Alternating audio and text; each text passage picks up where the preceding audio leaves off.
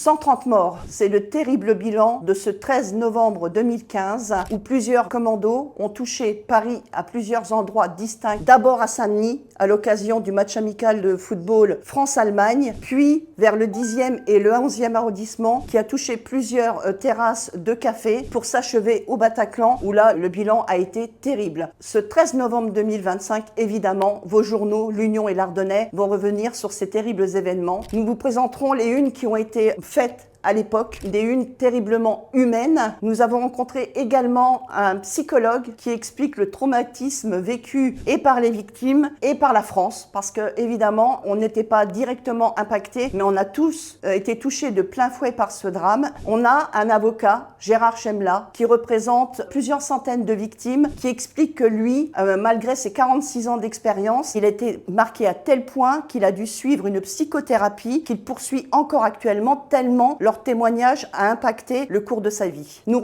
avons également retrouvé le fils de Manuel Diaz. C'est cette seule victime, ce qu'on a parfois dit la victime oubliée, qui est morte au Stade de France. Et Michael Diaz sera évidemment présent le jour des commémorations à Paris, puisqu'une stèle sera dévoilée au Stade de France. Nous avons également rencontré un policier qui vient d'écrire un livre sur ce qu'on appelle les primo-intervenants, c'est-à-dire police-secours. Et dans son livre, il évoque cette première victime, Manuel Diaz. Sans oublier ce témoignage recueilli par Fabrice Curlier de cet homme qui était présent ce terrible soir au Bataclan et qui revit pour nous cette terrible nuit. À retrouver un supplément de 5 pages dans l'Union et l'Ardennais où, j'espère, vous trouverez l'émotion que nous, on a eu, Fabrice Curlier et moi, à recueillir tous ces témoignages.